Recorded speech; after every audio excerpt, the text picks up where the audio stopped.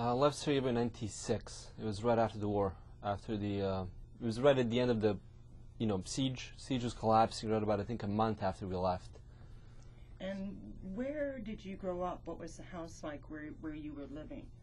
Oh, we were living sort of across the entire city during the war, because of the siege. Sort of all the people from the peripheral areas, of Syria ended up moving inwards during the war, and we lived in the Olympic Village, which was sort of on the outside of the city. We ended up moving 2 or 3 or 4 times during the war, trying to sort of avoid more dangerous areas, move to a little bit safer areas of the city. So we were at the old town in Sarajevo at the end, and then left from there. What is it like for a child to see war? Well, I guess my war, Sarajevo at that time, was more of a mental or psychological war in many ways. I think for all of us it was, because we weren't being chased by anybody, we weren't running from anybody. We were sort of sitting in that place waiting for something to happen. You usually spend a lot of time indoors, kind of in the cellar, so to say. So it was quite a bit of time to yourself. So I found ways, things like drawing, sort of take my mind off of it. But for most people, they were just listening to what was happening outside. Most people didn't go out and look what was going on. It was just sounds, noises. So basically, I always use Das Boot, the film, as a reference to what happened, because it was sort of like a submarine, and you're hearing things coming to you, kind of explosions. You're hoping it's gonna miss you. So it's sort of, when I watched that film, I completely connected to those characters. They're sort of helpless, just sitting there, and anything can happen. So it was that sort of an experience. What did you think about the fact that you were living in a place that was at war? What was your perception about what peace would have been like, and why other people might have lived in that situation and you weren't? Well, I think when it came, I think it was a surprise for everybody. Obviously, I know my parents didn't expect it was going to last as long as it did, and I think I was 9 when it started. So basically, I was 9 through 13 when it was going on. So for me, it was a completely different lifestyle. Obviously, everything has changed, but it wasn't. I think after you live in a stressful situation, in a war, I think everything that is not normal from an outsider point of view becomes very normal to you. I think you just adapt to that. So I think we were cracking jokes for most of the war, and we were trying to keep light and things like that. And for me, it was because I was sort of stuck in a place. I didn't really go out too many times. I would listen to stories that people, somebody would show up. There might be a soldier, or somebody. They would tell some stories. So I got interested in stories. I wanted to put them down on paper, and that's how I got into my interest I've always liked films, but it's not that I wanted to be a director since I was 2 years old. But I think through that process of telling stories through comic books, I got interested in storytelling, generally speaking. But then it wasn't enough, in my opinion, because I wanted sound to be an important component to what I do, because it was my experience of war was more experienced through sound. Obviously, I said, comic books are great, but I can't plug in those explosions coming, stuff that you're hearing. So I thought it sort of led me to film naturally in that process. Well, what was your world like? What was your life like before you were 9 years old? What was that part of your childhood like? Well, I grew up after Tito's death. I was born obviously after that. So I think my maybe notion of Yugoslavia was slightly different than most people, because I was sort of born in that vacuum between when he died and when the country collapsed, which wasn't as defined as, say, his time was, or what happened afterwards. It's kind of a strange in-between time. And I remember having really good memories of all that. And obviously, I grew up in Sarajevo, and I grew up sort of in the countryside. My dad's a bit more from the countryside, so I grew up half there, and I think it was very pleasant. I have mostly pleasant memories of that time. But obviously, having gone through some stressful situations since, I'd like to isolate the nice times before the war. To me, before the war feels very colorful, very vibrant, very vivid, very beautiful. I don't have any negative memories of that earlier time, even though I'm sure there were things going on that weren't very pleasant. But I didn't think I had a bad early childhood. I think it sort of came when I was 9. Things came, everything changed, and then you sort of had to kind of redefine your notion of what you thought living was in many ways. But I don't think it came in a way where I was confused for many years over what was going on in war. I think we sort of understood it after a while. I think it was a difficult thing to swallow for everybody, that it was going to keep going for a very long time. But I found ways of dealing with it so I don't go insane thinking about it, because I think a lot of grown-ups at that time, they had a much more difficult time. I don't think they could just sit down and draw something and they're just going to forget about it. I think they had a great deal of worries. I just sort of evaded like going through, like cooking myself, so to say, for 4 years. I evaded doing that by taking in everything that was happening and outputting it on paper. You know, it was an interesting process in which nothing stayed in me that would, that would torment me, so to say, for a long amount of time. There was like a way that I stayed sane, would be the best way to put it. I think a lot of people didn't have an outlet necessarily, and they were worried all the time, and I think at the end they couldn't walk out of it. I think one of the inspirations for my film was also seeing some people that went through a slightly different situation that I did, in which they perhaps can't walk away from everything that's happened because of one reason or another, because psychologically they're still there. They've never gotten over what happened. So, when did you first become aware that you lived in a country that was at war? How did you process that? Was there something specific that happened, or some time when you remember coming to the understanding that this is different now? It was a series of things. It was the beginning. It was April of 1992. And a series of things happened in Serbia. Obviously, they started building all these barricades across the city. I mean, you were starting to feel it was getting locked up in there. And then there were things such as, it's some strange stories, such as the principal of our school, I was third grade when the war started. He would sort of greet the kids every day, but one day he sort of packed up, left up on a hill, and then bombed his own school. It's like that sort of stuff that set the tone for what was going to happen in Sarajevo, basically, which is, I mean, some people that thought you were your friends or you knew, somebody you spent 2, 3, 4, sometimes your lifetime with, some kids, they all of a sudden go insane. And sometimes it's a difficult thing to swallow. I mean, this is a person I hung out with for a lot of people. Somebody that came to your house suddenly turns against you. It was a very strange time, and I don't think I completely understood it at that time at all. But I think in retrospect, looking, it's very strange time. But I think when sort of the social fabric unravels, then you find out a lot about other people. And you find out the people that you thought were friends in your family turn out they're not really your friends in your family. I mean, they really look out for themselves. And sometimes you find the strangers to be the closest to you, or the best friends, or family. And it's a strange thing about a war. It sort of takes everything, turns it upside down, 180 degrees. So I think I only completely processed that after the war, because during the war we had family which wasn't very friendly to us, obviously, which we had situations in which certain people we thought were our friends turned out not to be very friendly to us. It was a very strange, cold experience sometimes. One of the major problems of perception of people outside of a war is that they think it's very delineated, as in there's one side, there's the other side. But I think when you're in it, obviously you can be angry at somebody attacking you, but I think you find out that I think most people on all sides are all humans in many ways. I think you can find yourself in the same situation as people on the other side, depending on how circumstances go. And you can find out that somebody that you thought was your family isn't really your family, they're not behaving like a family towards you, and your friends don't behave like friends towards you. And I think people have a very difficult time wrapping their mind around that. Things like Sarajevo had Croats that stayed behind, Serbs that stayed behind and fought, on the side of sort of called Bosnians, So it's it's a difficult thing to swallow. And I think you had people of different religions fighting on different sides, sometimes for different reasons. And one of the things that I found was fascinating is sometimes you could have a father against a son, possibly you can have a brother against a brother. And I thought maybe it would be an interesting thing to put on screen. But it's something that you don't necessarily think about when you're looking at it very black and white. It's when you've seen it on television, it's sort of very delineated, and it's very clean, and it's so laid out, in a simple way. So I think if you're ignorant in most of those countries, I mean, the propaganda works the same way. I mean, somebody's going to portray the other side. They're going to delineate the differences between you and them, and you can either accept and say they're different, and we're going to have to fight them because otherwise they're going to come and kill us, or you can say I'm just going to get out of here. I'm not going to deal with it. I think I have a lot of respect for people that just like.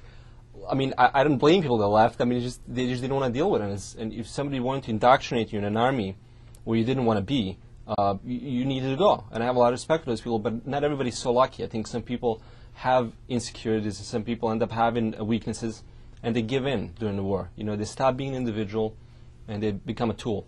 They become part of some kind of an ideology. They become part of some sort of a political system that they probably would never do in peacetime. But there's something about them that gives in. And it's never clear-cut. You can't apply it across the board and say everybody that was in the other army was in it for the same reasons. They certainly weren't. I mean, they were very, very different people. There were people that really wanted to be. There's people that didn't want to be, but they just found themselves in that situation. You never hear that when when wars are being discussed. You never hear sort of the complexity or shades of gray of people in the armies, and I think I wanted that in this film. Certainly, when I did it, I wanted several of those layers to be there. Things that you don't hear on the news. Things you don't hear when things are being very delineated or very kind of clinical. In the way they're presented in the news. So it was a way of telling a very humanistic story, I guess. What about when you left? What did you think you were leaving behind, and what did you think you were going to? And did you have any specific thoughts or ideas about what it meant to go to the United States? I wanted to leave from early on. I mean, my opinion is we should leave from early on. I didn't want to deal with any of this stuff. So I think, obviously my dad stayed. I think my dad had a tough stance against it, which is like nobody's going to push me out of my home, frankly, and it was kind of a moral stand, if you will. But I never wanted to stick around. I never really felt very much like part of the Bosnian or like Balkan kind of ideology from the beginning, which is there's always something a bit dark about it. I mean, there's beautiful things about the region, but there's always been hatred there in one way or another, and I think it's kind of an old school state of mind. Which I never was a part of. I sort of grew up on American films, and I grew up on, films from other countries. That's what I watched, so like programs from other countries. It was a completely different view of the world, and obviously it's not necessarily a truthful view of the world. Obviously, if you watch something in a Hollywood film, it's not exactly United States, but it's kind of a vision of it. And I think it was for most of the people in Eastern Europe, but I would say for most of the people in the world, it was a good vision. And I think they want to be a part of it in one way or another. It seemed like a better kind of life. What was your vision of it? What did you imagine it to be? What did you see your future as if you were going to America? But by the time we decided to leave the country, I wanted to be in film. By that point, I had figured out, this is something I want to do. And I think it's a natural thing to gravitate to the United States if you were going to do that. If you look at kind of the miserable state of the rest of the world, even in terms of film and things like that, you think United States and you're thinking that's the place where you want to go and you want to make films, because if you go anywhere in the world and you watch a film, you're most likely going to be watching an American film. The industry here is very strong, and it's very it's set up very universally. I think they tell stories very often that anybody can watch anywhere in the world, and that's my own sensibility. Telling stories that aren't necessarily what you'd classically consider Hollywood stories always, but I think everything I want to do has a universal component to it, or has kind of a very humanistic component to it. Even the film I just did has aspects to it in which anybody can watch it from anywhere, and they can get it and perhaps put themselves in certain positions, even though they might never be in a war. There's things about it they can apply to their own life, and that was my goal, from the beginning. If I'm going to make a film, I don't want to make something I'm just going to watch. I want to make something that most people can watch in one way or another, So there's something about it that they'll connect to, hopefully. It's kind of interesting that you say that they're all kind of family, and yet you said earlier you had this experience as a child when you found out that your family isn't really your family. I think it's the concept that sometimes you're disappointed in a war by people's actions. I don't think it makes them inhuman.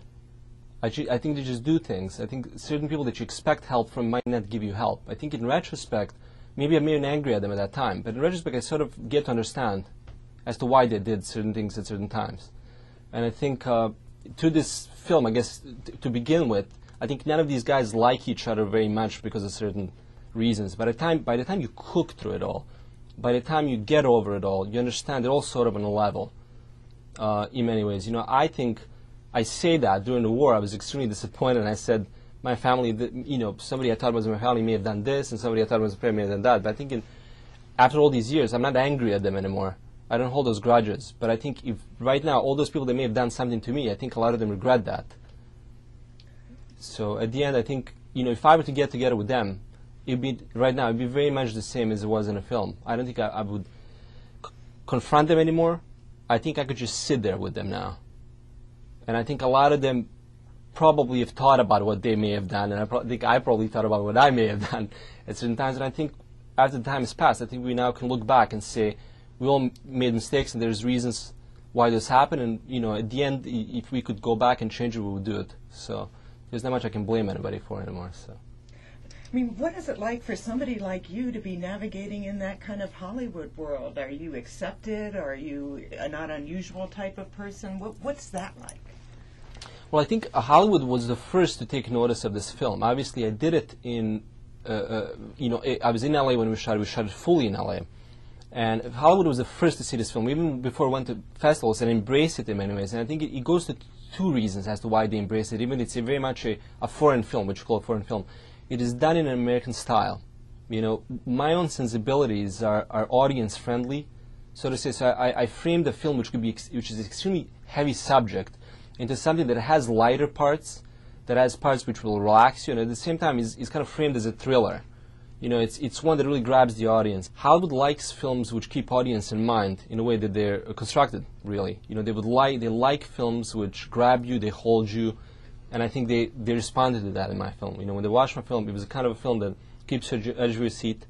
It sort of nails you into your seat, keeps you on it. So we took that conscious approach of saying, we're going to tell a tough story, but we're going to do it in a way where it's not going to be repulsive, where it's not going to be undigestible, but it's going to be at times funny, and it's going to be at times thrilling. It's going to be exciting to watch, so you'd want to watch it. You maybe want to watch it again, because there's things you might have not even seen the first time. So we frame it almost like as a mystery, as a thriller, as opposed to this very kind of drawn-out drama, which I think maybe would not have gotten as much attention from Hollywood, I would say, because just the nature of it, I think it'd be less audience-friendly. It'd be also less, it wouldn't be as much with my sensibility in it. You know, my own sensibility is that I want to watch something that's fun, you know, in some way. Even if it's a dark subject, in some way I want to be drawn into it, and I want to enjoy it on some level. I want to feel something. I guess entertainment to me is feeling something, you know, having some kind of a feeling afterwards. I'm entertained by it. So that's, you know, I think when it comes to Hollywood, I think they would embrace it on that level. But it strikes me, this doesn't feel like a country at war. This is what I think is strange. Who feels that we're in a war? Well, it's not a war on soil here. It would be different if you got people running around with guns across this country. You know, I mean, obviously things happen in New Orleans, which sort of reminded me of Sarajevo. You know, when Katrina happened, there's certain aspects of that which you had, you know, 2 days later you had warlords running around the city and like stealing stuff. It was very strange, but it reminded me of Sarajevo. So I think the fact that that was allowed is I would say very surprising almost. Maybe I shouldn't be surprised at more violent thing, but that's pretty appalling that you could have a city just go into mass chaos just like that, just that quickly. I'm not surprised by it because Sarajevo, frankly, went into chaos after a week. But it's pretty astounding to see something in the United States go into chaos in a couple of days, just like that. And it was allowed for that to happen. So I think maybe, you know, it isn't on soil. Maybe it was happening everywhere. People would sink in a little bit more. But I think when something's happening 3,000 miles away, it doesn't affect you. You don't feel it affecting you on a grand level. I think, I mean, things like gas prices affect you. You know, if Iraq somehow could, you know, help that out, maybe you wouldn't be against the war so much. So I think you look at it in a very kind of black and white way. You know, how does this benefit me or not? And I think you can't really feel Iraq war not benefiting you necessarily. I think if you're going to go in and it might benefit you, you might go along with it. If it doesn't benefit you and it doesn't hurt you, or you have the sense that it doesn't really matter, then you might just say, oh, so what? Or maybe you're looking at it as a way of fighting terrorism. Maybe it benefits you from that level. So I think it's difficult. You know, I mean, it's not here. People are not feeling on their back, so they can't make fully rational decisions about it necessarily. I think they look at it in a very bottom line way. I think a lot of people, it's like whatever's bugging them at this point is a problem, and I don't think war bugs them until you have a massive draft maybe in this country where everybody has to go to it. Then you might have an issue, but generally speaking, I mean, they're not going to feel that. I don't think we in Bosnia felt what was happening in Afghanistan in 1980s. You know, it's not like we have that point of view. So it's not like the United States is the only country that magically, you know, is separate from the rest of the world. I mean, we certainly didn't have, our country was in good shape from what I remember before the war. I had beautiful memories of it. Obviously, in retrospect now, we can argue it completely wasn't. There were so many problems about it. But I felt it was fine. And when all that stuff came, then all of a sudden it was how did this happen? How is this possible? So, you know, there's no blame here on one side or the other. I think the United States is going through the same thing we did maybe in the 80s back in the Balkans, in which we thought we were actually living in a great place, that actually maybe it's going to keep going okay, or, you know. So if we were fooled, if we weren't really paying attention. But, you know, no blame. I think it's a natural thing that you look at it, whatever is a problem in your life is the most important thing for you to deal with. And right now, for the United States, it's not Iraq. You know, I mean, unless you're one of the soldiers fighting there and you're the family, for most of the people, it doesn't really affect them directly, or at least they think it doesn't.